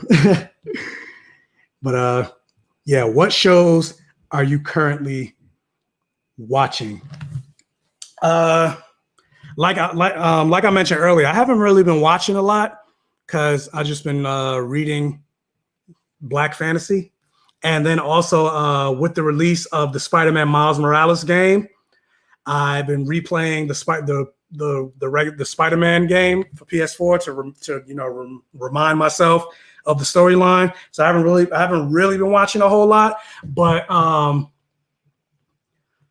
one thing that I still need to finish and just started, I'm on episode 3, is the Jordan Peele show Hunters on Amazon Prime. So that's one thing I'm watching right now. So I need to get through that. And right now, even 3 episodes in, it's very good. Very good. Very good. Very good. So if you haven't watched Hunters, watch Hunters. What is this? Have you ever read 10 Reviews? I know I said that wrong. Books. She writes about immortals and other things. No, I have not heard of that person, but I would definitely put it on the list. So, yeah. Who is your favorite actor and director?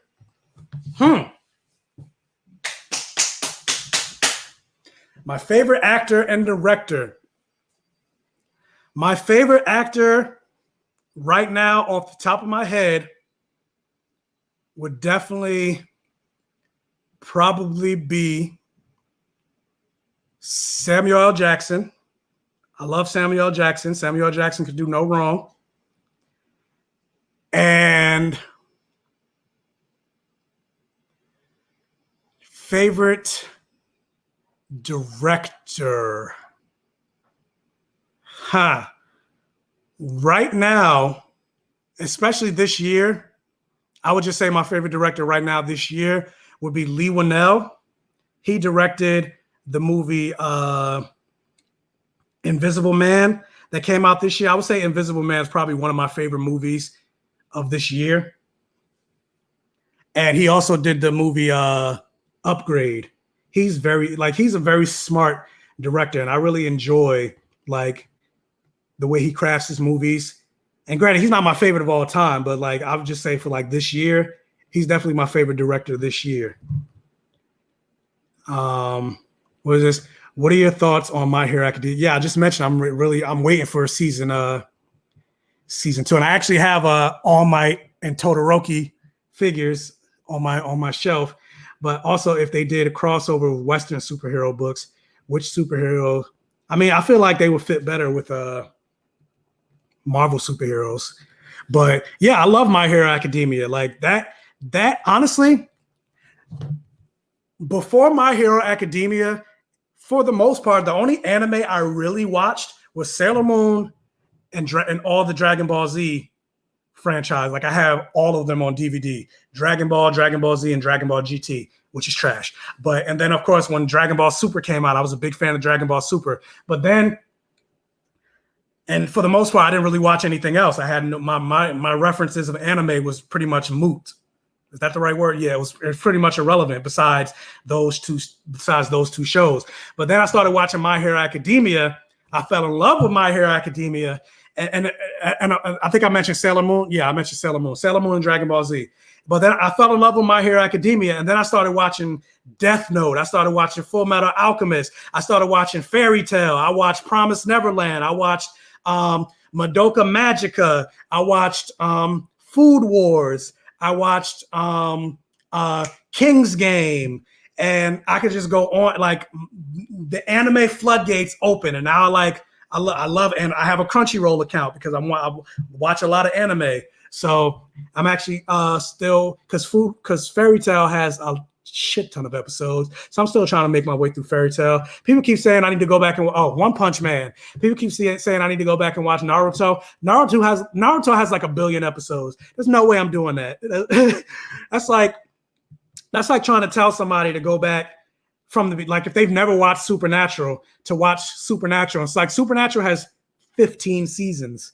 They're finally about to end their 15th season, and they only got like 2 episodes left. And I'm like, that's a lot. That's a lot. Unless you got a lot of free time on your hands. Yeah. What is this? Who would you choose to pair My Hero? I mean, yeah. I would say, yeah, team them up with Marvel heroes. Irish, no, I guess that's Glass Say. What's up? How you doing? Thank you for joining the live chat. Wow, I've been going for like an hour and a half. I mean, if you guys, I guess I can make it 2 hours. I was gonna say, I don't, because I mean, you guys are still rocking with me. The count hasn't dipped off. Like I see, I started with like 35. Now all of a sudden it's like 10 people watching. So I'm like, if you guys are still interested in me talking, I'll talk. Like I said, I don't got shit else to do. It's not like I'll just go in my room and finish playing Spider-Man. So yeah, I mean, I guess we could go for 2 hours. But what do you say? Oh, wait a minute. I see I got another super chat. Hold up, let me go find it. From Tehran. Thank you for the $20 super chat. That's gonna be my sound effect since I don't have applause. But he says, love your reviews, especially the ones without the shirts. I actually only did one review without a shirt, And let me do a BTS with that. So I reviewed the movie Cats, worst movie of 2019. Probably the worst movie of no, because Dragon Ball Evolution and The Last Airbender are competing with that. They're like, hold my beer. But I was like, for the most part, I try to wear a shirt associated with the movie that that I'm talking about. And I was like, well, the cats are pretty much naked. Pretty much naked. So I was like, you know what? I'm gonna do a I don't care. Shoot, I'm gonna do a shirtless review. For the cat. Plus the movie was trash. I'm like, people are probably gonna get mad. I don't care. It's my channel. I'm gonna do what I want. I'm gonna do a shirtless cat review. That was the one time I did that.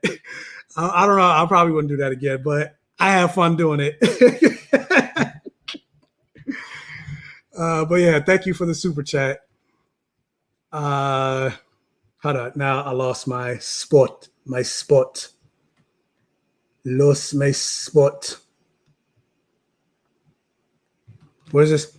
Now, I don't agree with the racism and death threats, but she have no business playing 007. 007 is an iconic role played by icons. This is not about race. It's about respect to icons.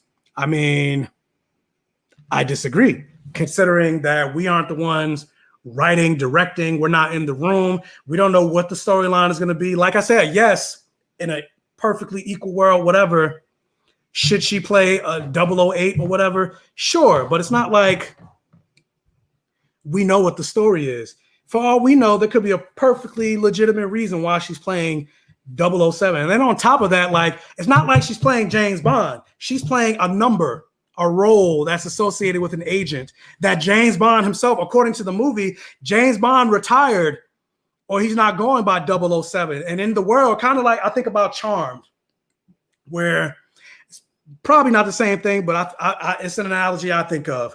So when Piper and Leo got married, Leo's last name was Wyatt, and Piper, and obviously they had a child together, and Leo specifically said to Piper, I don't want our son's last name to be Wyatt because you are a charmed one, and the name Hollowell brings fear to demons across the world. So let Wyatt's last name stay as Hollowell, and you can name him something else. So because of that, she named her son Wyatt after her father's last name. So his name is Wyatt Hollowell. And I kind of feel the same way about 007. 007 is an iconic agent name. So you still want a 007 out there, even if it's not James Bond, because that still brings fear and a level of reference to the spy franchise. But then again, I'm putting more into it than I know. Like, who can't find out what the story is first,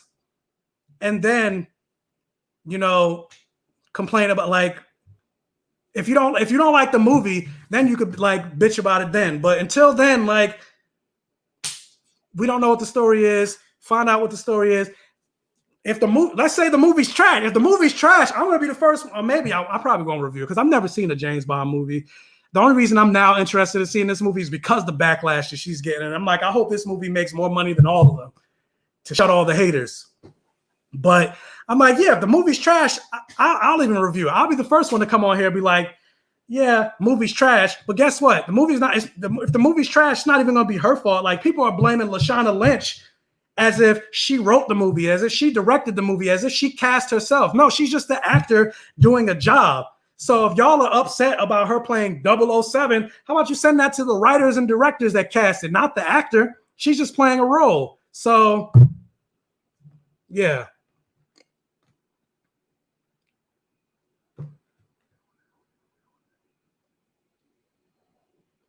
And going into what Stan Lee said about Spider-Man, anybody can wear the mask. What did you say? Lashana Lynch can play a special agent.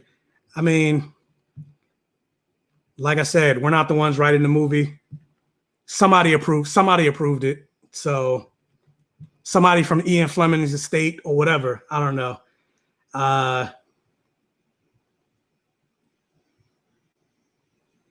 What? else? What did you say?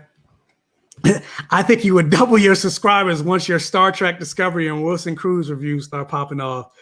I mean, I think I mentioned this before. I've never been a Star Trek. I've never really, not to say I've never been a Star Trek fan. I've never been exposed. I'll say that. I've never really been exposed to Star Trek. The only time I've really seen a Star Trek movie was I saw the first movie with Chris Pine and Zachary Quinto. That's the only one I saw. That's really my only exposure to Star Trek. So I mean, that's not to say if I watched Star Trek I wouldn't love it, but yeah, I just never really watched it. So that's just really what that is. And then CBS All Access, that's another streaming service I got to pay for. Like, yeah, I don't know if I'm want to do that for one show. Pay for a streaming service for one show. Pay how much is it? Probably like $9.99, $14.99 or whatever. Like I mentioned before earlier, I got laid off from my job. I can't coronavirus. I can't be paying for another streaming services. But yeah, what question? What black gay comic character do you want to see in live action? Well, thank you for the question. I would love to see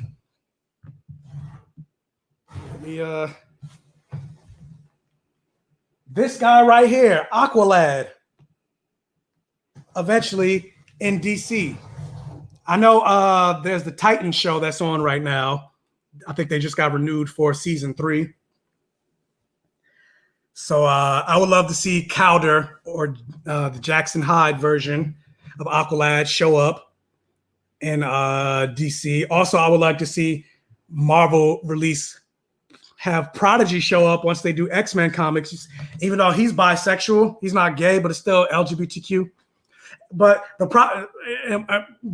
biggest problem with this question, though, is for the most part, there aren't any black gay characters in comics. Like in DC, there's Aqualad and Josiah Power. At least men, black men. Aqualad and Josiah Power. That's a whole 2.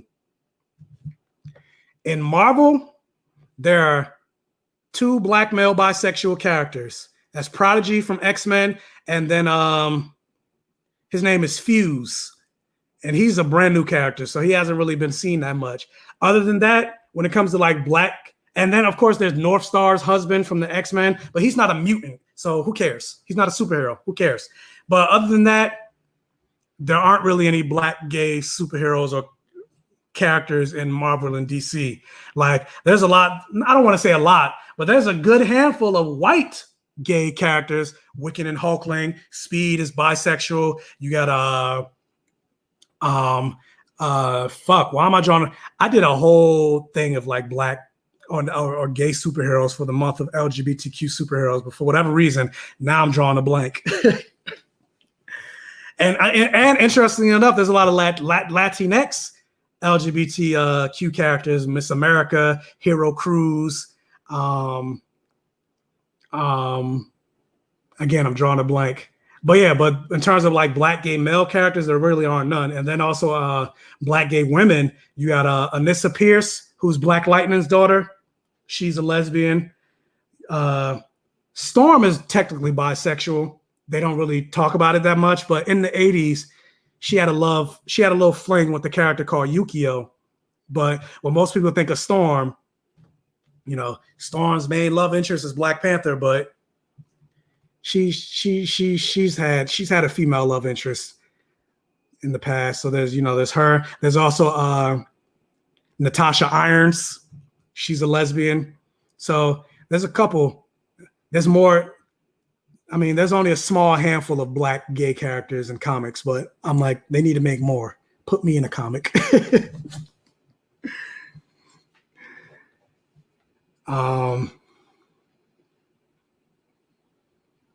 What is this? Hey, y'all. I need to stop singing. Maybe if I do like 1 second, it won't get flagged.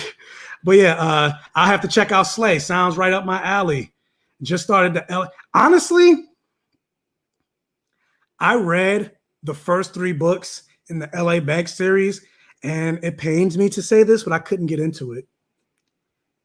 And mostly because there was just way too much religion in the books and Jesus. And I'm like, I want to read about vampires. I don't want to read about religion and the Star of David and praying and all this other stuff. So I couldn't get into it, but there are a lot of people that love that series. But me, I wanted to love it, but somebody said without shirts, like I said, it was only one video. That was Cats. So if you want to see it, go back and look at my Cats review. Wait a minute. I got another super chat. Thank you so much for the $10 super chat and .c. The question is, much love from Toronto. I love Toronto. I've been there a couple of times. I would love to go back. Hell, I was like, if Trump won re-election, send me to Canada. Y'all got universal health care and all this other stuff. So yeah, I would. But the only thing about Canada, it be getting cold. It get cold up there. I'm black. Black people don't like cold. But I came for the Lovecraft Country commentary, stayed and subscribed for the content, and Jonathan Majors thirst. Congrats. Thank you. Yes. Let me get because every time I see Jonathan Majors, I'm just like, because good God Almighty, great balls of fire. That man is fine. Woo! Let me get my Lafayette fan. Hold up. I cosplayed as Lafayette from True Blood a couple years ago, and I'm just like, whew. Jonathan Majors, Lord.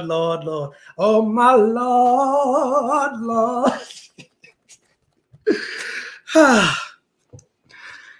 Yes, the thirst is real on that one. Hey, I'm so glad I got to see you live. I am so glad you got to see me live too. Thank you for joining me. What is this? I am so glad you mentioned Death Note. Not too many people knew about Death Note. I freaking loved Death Note. That anime was God tier from beginning to end. Granted, I wasn't a fan of what happened at the end or like towards the end with one of the characters. I'm not going to say what, but for the most part, if you're an anime fan or whatever, watch Death Note. Or if you're not even an anime fan, watch Death Note. I feel like if you watch Death Note, maybe that if a question is like, if I'm not really into anime, but I'm curious, what anime should I watch? I would definitely say My Hero Academia and Death Note. Death Note is like the best game of cat and mouse I've ever seen. And of course, subs over dubs. I know there's a lot of debate over that, but I'm not going to get into that. But I'm subs over dubs. But Death Note is so good. But then Netflix decided to release a live action version of Death Note, and it was trash. Not only did they whitewash it by making the lead a white guy, but the movie in general was just hated it. Speaking of trash, yeah, Cats was definitely trash.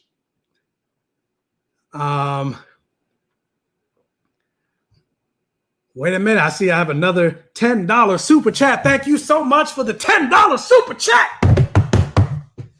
What franchise would you like to see properly rebooted? Be it film, syndicated TV show, or cartoon. I would love to see them do another X-Men cartoon series in the vein of Wolverine and the X-Men. A lot of people say, and I've heard a lot of rumblings that they're going to reboot and redo the 90s animated X-Men movie. Even though I was a big fan of the 90s animated X-Men cartoons, I would prefer them to redo Wolverine and the X-Men and reboot that. I feel like that was way more adult and way more in line with the comics. And they were able to go places because, it was made in today's, because, 90s television, there was a lot of stuff they weren't even allowed to do. Like even in the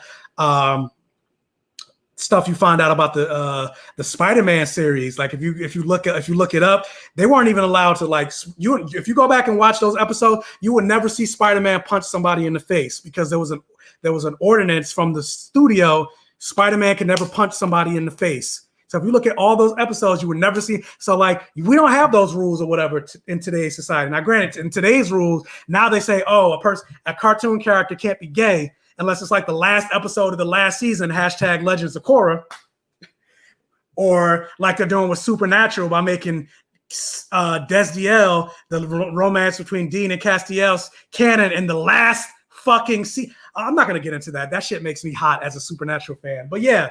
So that's the only rule we have. You can't be gay, but I would love to see them reboot Wolverine and the X-Men and Earth's Mightiest Heroes. I love that. Those cartoon series. Thundercats. I saw Darren Moore said Thundercats. I mean, Thundercats came out in the 80s, but I was born in the 80s, so that's not really my... Even though I saw episodes of Thundercats, I enjoy episodes of Thundercats, but and actually, didn't they reboot Thundercats? They already did a reboot of Thundercats, I believe.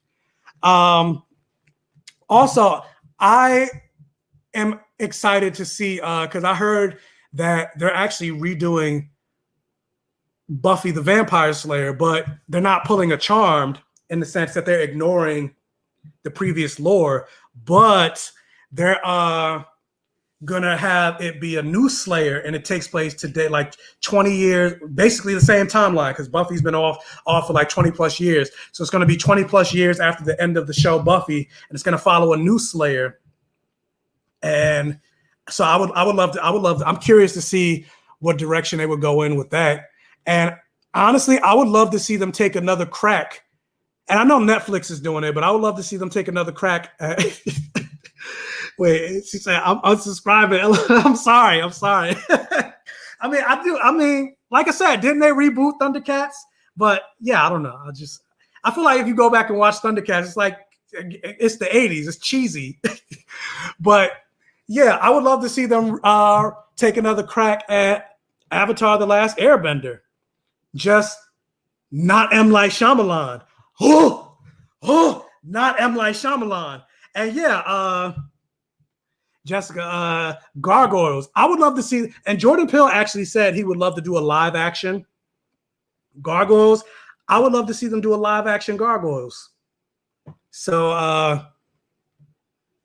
and also, what else? I'm like looking at my shelf. What would I like to see them reboot or redo? Also, I would like to see them redo like the movie Aragon.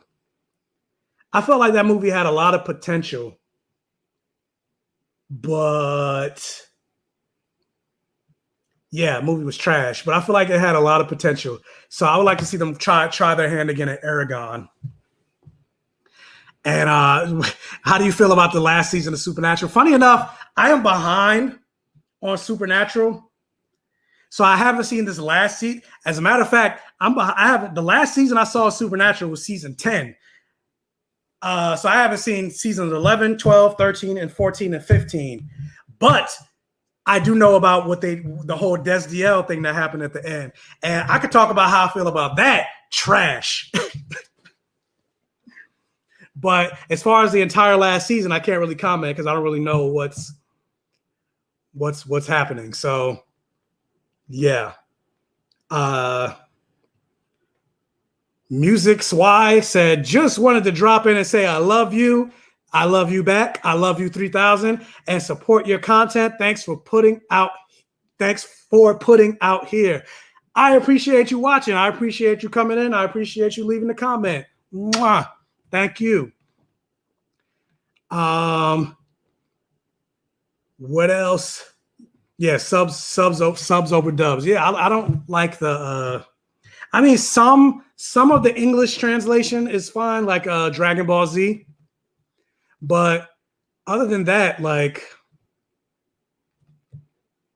yeah, I'm not really a a fan. And yes, please listen to Jessica again. Hit that thumbs up, folks, and get that like button up. It'll help out with the channel from BTS, from the algorithm. You know, the more likes you get, the more YouTube will say, hey, oh, people are actually liking this. They'll recommend it to other people. So then, you know, like maybe once the stream is over, if they weren't able to catch the live stream, they'll be able to see it, you know, in their feed once the stream is over. They maybe come back and watch it afterwards. Or maybe people are on YouTube right now and they're not seeing it in their recommendations. So that's what that thumbs up button does. So please hit that thumbs up button. Yeah. Thank you so much. What I just lost. I just saw a comment I wanted to highlight and I just lost it. Oh, here it is. We're coming down to the last 5 minutes. So yeah. Thank you guys for rocking with me. If you were a comic character, what would your superpower be and what would your name be? Name? I don't know. But in terms of powers, it's easy. I love magic. So if I were a comic book character, I would be like the protege of Doctor Strange or even Doctor Doom. Doctor Doom is my favorite villain of all time. Like a lot of people like the Joker or Lex Luthor. I love Doctor Doom.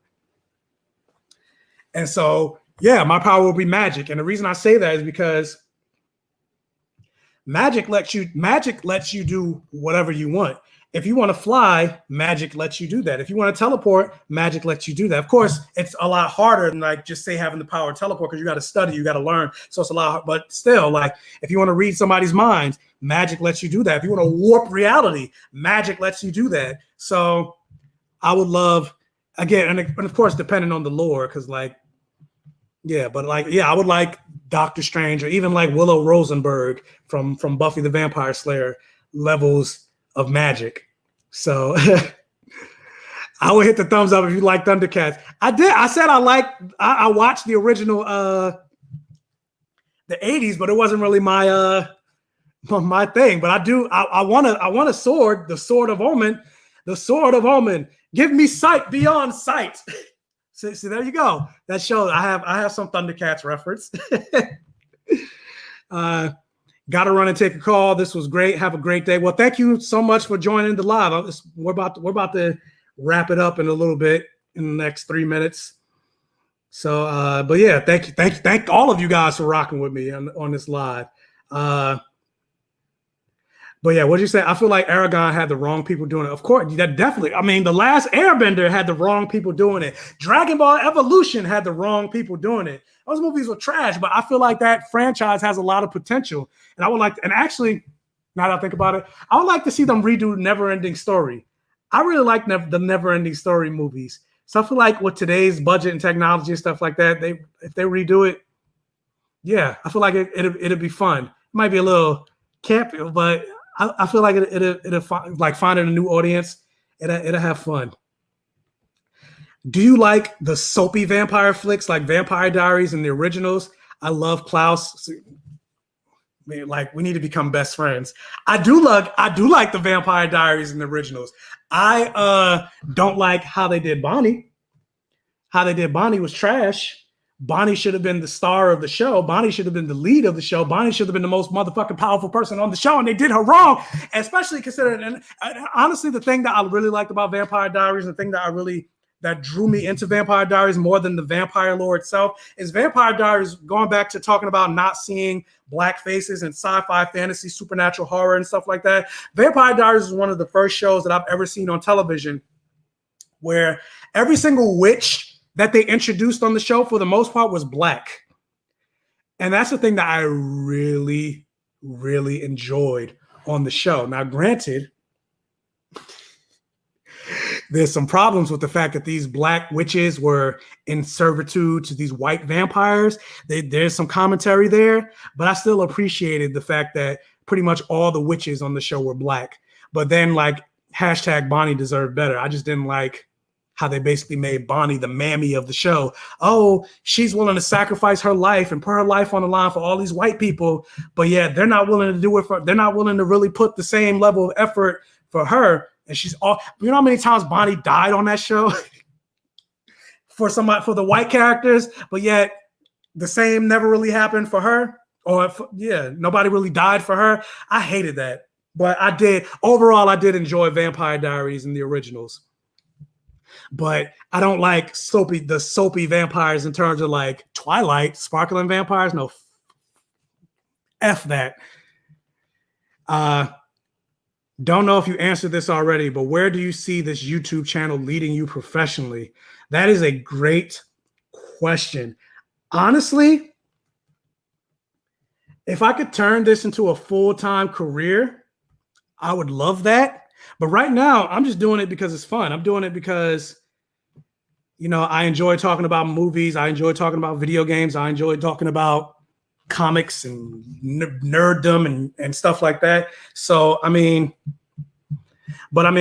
at a certain point, like if you guys like the content, if you guys, share the content, share it with your friends. The reason we're having this video now is because I hit 2,500 subs. If I continue to grow, the Flintstone, we're 1 million strong and growing. So, hopefully we can get to that point. And I could turn this into a career. And the fact that I got laid off from my job because the coronavirus won't be an issue anymore. But that's ultimately where, hopefully. But I know it'll be a slow journey to reach that point. So, but with you guys' help, I'll get there.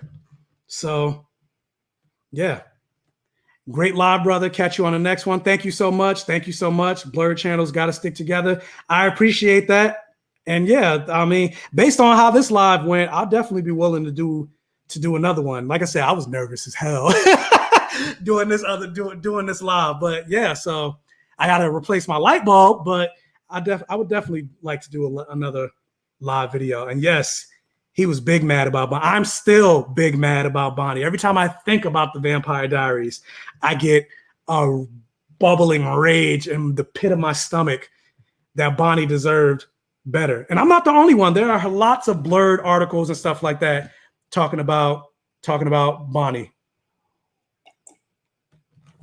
But yeah, that's pretty much it for the live. Yes, remember that comes in, please hit that like button. Make sure you subscribe to this channel. If you're not, you can check out more content on my videos. Like I said, for the guy, if he's still here, I did review his house, so you can go back. What is that noise? You can go back and check on that if you want to watch and then just check out other videos. And then also a little announcement, because you see the mug and the shirt. Eventually, I do want to start selling these, because I know a couple people have asked about it because I worn this shirt, but right now can't sell it. I got to trademark this first so nobody else can steal it. So I'm in the process. So right now I'm the only one that has it. So right now I'm in the process of, getting the logo trademarked. So I am the Black Gay Comic Geek, so nobody else could try to go buy it or steal whatever. And then eventually, once that happens, because that's a long process, takes a while. So once that process is done, then I'll be like, hey guys, if you want a shirt, go to teespring.com and pick up your shirt, pick up your mug. You get a phone case. And then there's also other shirt designs that I'm coming up with. And hopefully, those go well and people are interested. If not, it'll just be me, me wearing my own shirt, which I am perfectly fine with my own, because I'm happy about this mug. But other than that, I appreciate you guys for rocking with me with the live. I appreciate the questions. I'm going to rest my voice. My throat is dry. I need to continue to drink more water while I'm thirsting over Jonathan Majors.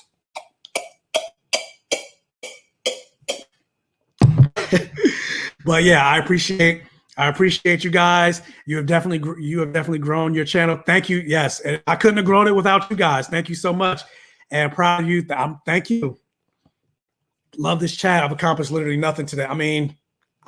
You've accomplished stuff with me. You've accomplished helping me succeed in my life. So you did accomplish something. So thank you. Like I said, this live would be nothing without you. I am lightsaber. You are the Jedi. But other than that, be sure to check out other videos on my channel. And thank you guys so much. Thank you for the super chats. Thank you for the comments. And I appreciate it. Do this once a month. We can. And maybe if there's some breaking news, maybe I'll go live immediately. Breaking news. Michael has been cast as the Scarlet Witch's son, Wiccan. I don't know. Whatever. But yeah, I appreciate you guys for rocking with me. So thank you. And whenever the next live is, hopefully you guys come back and I'll make sure to leave an announcement. Other than that, peace. Bye-bye. How you end this thing? Oh.